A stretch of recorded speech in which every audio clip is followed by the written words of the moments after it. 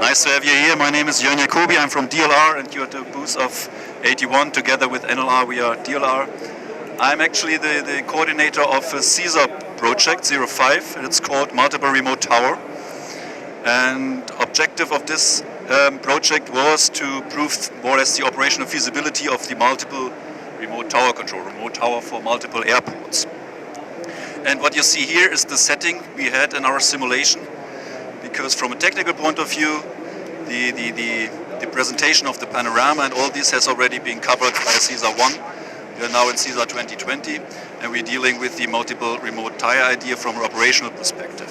So a lot of questions, human factors questions, design questions, how to present the panorama, how to deal with tree, electronic flight strip base, and so on. So all is threefold. So you see 3 airports here. This is our simulation setting. We did it with Hungarian controllers, with Hungary control, and with Lithuanian controllers. This is at the moment the Hungarian setting. So you have one runway of Budapest above.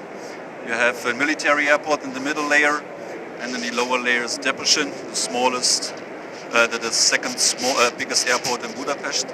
And this is actually a mirroring of the ideas the Hungarian controllers have in mind.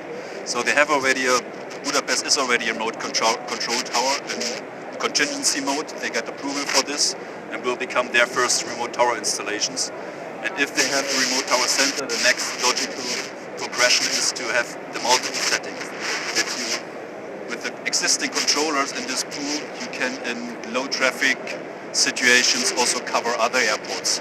And from a personal concept, it's much more. Can you hear me? It's not working? Just let me know. Then I speak louder. It's fine. Okay. Yeah? Better? Yeah? Kind of. Okay. So do I have to tell everything again? No. So you get some phrases. Okay. So what you see is all these 3 airports, 3 panorama views. Usually you have the penta-zoom cameras here, but these are not brought to this exponent now. You have the smart planner with the electronic flight strips, all threefold. You can control the PTZ cameras. You can have the electronic flight strips. You have coordination with approach, with a duty airport manager. So all what is in reality has been mirrored into the simulation to mirror the real complexity as it exists today, that you can see in the end, is the controller able to do it. What we also did is we drove the controller to critical situations, so they had to handle emergency situations, degraded mode, runway changes. For instance, within this scenario, the wind is turning, and after a while they decide to have a runway change, so you have to coordinate this with approach. So all this kind of complexity was mirrored in this simulation. And after all the different runs, so we had 4 simulations in total over the last 2 years, and with several controllers, several test runs. In the end, we had over 130 test runs with over 20 controllers. And the most important thing is, with every ATC concept, is safety. Yeah? So if it's safe, then you can go on. So this is, I'm quite keen to, one slide more, to present our most dominant result, is the safety result. So what we did is, we had a colleague controller observing the controller acting as a multiple controller, and in the end he was requested to think about the most critical situations during the test run. If you had emergency scenario, of course emergency was quite often the most critical thing, but also runway change or the greatest mode. So think to the most critical situation you just experienced, and then judge, could you solve the situation without impairment at all? So this is the screen, 1, 2, 3, without impairment at all. Or could you solve the situation with some impairment of capacity, so that you had to delay traffic because you have to prioritize on the emergency situation, or was safety compromised? And you see in all 125 test runs, safety was never compromised. So we also self-assess the controller, what he just did, and he had the degree of freedom to judge it was safety impairment, but he never did, because he felt he could solve this in a safe way. One slide more. what we also did is measuring the workload during the run. So it's a quite complex slide, so I will explain it. Because in this multiple setting, and with this huge pool of controllers you have in a remote tower center, you have a good opportunity to better balance workload as it can do it today. So you even do it today in a remote, in a conventional tower cabin. So in peak hours, you have a different personal concept, so much more controllers than during night shift. So reduce the staff, so you adapt the staff to your real traffic load. And this you can do in a multiple setting much more efficient. You can decide how many airports one controller is responsible for. Or you have a very busy airport where you say, okay, I take more than one controller responsible for this airport. So you can easily balance the workload, and this is a big advantage for controllers today. And what you can see here is three graphs. You have a baseline where he is responsible for all 3 airports, 100% of the traffic. This is a workload curve here over the time, so the traffic is increasing. Here the traffic is a bit lower, and here's higher again. And the second possibility was that the controller was able to split, so he could give one airport to a second position and was only responsible for 2 airports in the end. That's the middle. Responsible for 2 aircraft, so you can see workload is a bit lower, more in the medium field. But look to this poor guy here. He has only 1 airport. This is what he does today. He's totally underutilized. And this is not fun for the controllers, and even more, it's dangerous. Human being is not a good man to monitor something. And you have a very well-educated controller and doing nothing. So this is also from a satisfactory level for a controller a thing you can avoid with this multiple setting. Come to these workload levels, you see even if he handles 3 airports in an overload situation, he can still manage it. Because the controller is educated for this. He can balance his workload by its own. He has a lot of backup procedures. He can prioritize things, can put less critical things aside, and if the conflict is solved, he deals with the other ones. So even today, he does it. So one slide more. And this is actually answering the question, do controllers like it? This was when he solved the emergency scenario at all 3 airports. And at this time he knew he can do it. It's not a mysterious thing, not rocket science. It's with the procedures the controllers is able to do, he can do this multiple setting. Next slide, please. Okay, that's it. One slide back. I just wanted to refer to this internet address. This is our homepage, our Project 05 homepage. So soon you have all the results there. It's just in a gate review process, and if this gate maturity has been passed, then the results are public and will be published here.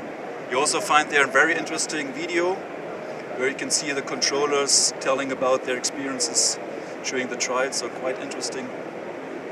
And also a lot of additional material. We have 3 more open days, so try to get in there. Perhaps it's not fully booked there. There's one in Sweden next week, the week after in Langen at the DFS site, and end of April is in Budapest, where we have this setting in a real field situation. So you can see camera pictures from the 3 other airports, Budapest, Debrecen, and yeah. And my statement at the end is, if you're an ANSP among us, don't be scared. Take it as an opportunity. It's safe, and it's definitely the future from our perspective. So we have a very good feeling from a lot of trials with controllers. So we get in touch with them, 2 hours debriefing with every controller. So we have a very good feeling what is possible and what is not possible. And I can only let you know it's a really good concept, and it will solve a lot of things where you suffer today from. Yeah, thank you. Questions? Perhaps? Yeah, you're no longer in the validation phase. You're really doing trials, training, simulation. You're no longer touching on the concept. You're no longer touching on the algorithms, I suppose. You're really now in the process of nearly implementation. Is that correct? We are still in the validation phase, so that, as you know, there are different maturity levels. So it starts with V1, it's a concept level on the paper, written the concept written down on the paper. Then you go to simulation with some mock-up installation. This is a V3 installation, where I just referred to. It's very complex. It's mirroring the real complexity of the real world. And if you pass this step, which is the end of the year, most probably, then it goes into industrialization. But then they would not start with this simulation setting, because here we had a very complex traffic. You really start with a very low, probably with 2 airports, 3 movements an hour, and then you build up confidence with the real operations. And then you see, oh, it's the same as we did before in the end. And then you can increase. And in the end, you will have remote tower centers everywhere. And then you have also better competition among the ANSPs, so the best will get the contract. And in a very futuristic scenarios, you do not have night shifts at all, because you let the controllers work where the day shift. So if it's getting dark in Australia, you have the controllers sitting in Europe and make the traffic there. Perhaps, so there are some legal things to be clarified and so on, but yeah. So to add something to answer that question you just asked there, it's been said before by Jörn and by others, the validation level is actually different depending on which particular application we're looking at. So as Jörn said earlier, in SESAR 1, we validated the single remote tower. And that of course included much of the technology you're looking at now. So you have some pretty advanced technology that is being deployed in various places around Europe that is fully validated, has been talked to by the regulator, is being certified and deployed as we speak. What they're working on now in Project 5 is the multiple element. That is where one controller is dealing with more than one airport at a time. That is not yet validated and is still very much under validation. And as Jörn says, it's very exciting. There's some really good stuff going on. But so it's important to dissociate in your mind from some fantastic technology that you can see that's being deployed, and so why are you still validating it? Okay, the technology is good. Prove that. So now to see what we can do with the technology, and now we're going into the multiple remote tower, which is an additional, more complex concept, which is still under validation. It seems to be quite mature. I mean, you're close to the industrialization phase, meaning with backups and other things. Absolutely. Yeah. You're right. That knows. At the beginning, I have 2 questions. How much does it take to balance this workload?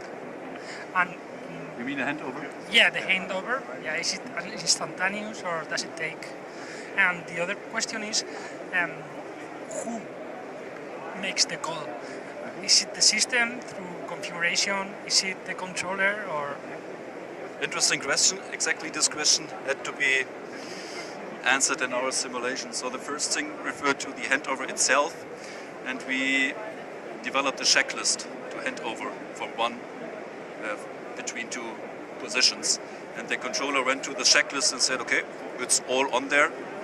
Fine, yeah. So you have to refer to which is the traffic on the frequency, which clearance has been given, what is with the equipage, it's all working, what is the weather conditions, all the things. And the end they said, okay, it's all on there, and they put it away. Because handover they do even today in shift breaks. So they come in, stand behind the controller, and he's saying, there's one on the final, I give a clearance, he has a conditional lineup clearance, weather is fine, winter you can see there, and then they hand over. It takes 10 seconds, 15 seconds, and it's the same what they do today. So it was not a big deal in the end, and they do it as they do it today.